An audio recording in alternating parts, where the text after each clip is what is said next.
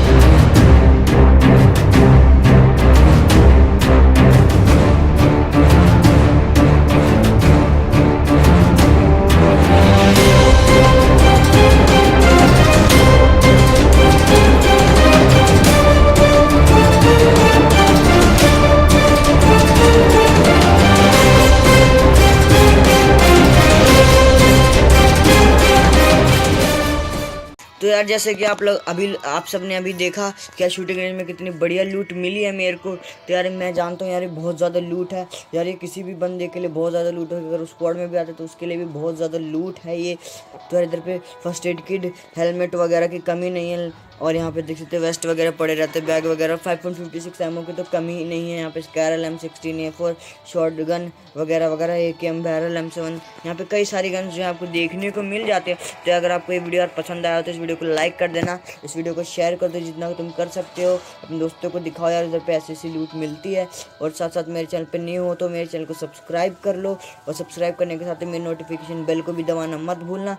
Notification bell दबाने का फ़ायदा यह है कि आपकी मेरी वीडियो आप तक पहुँचेगी सबसे पहले। तो जब तक के लिए गुड बाय।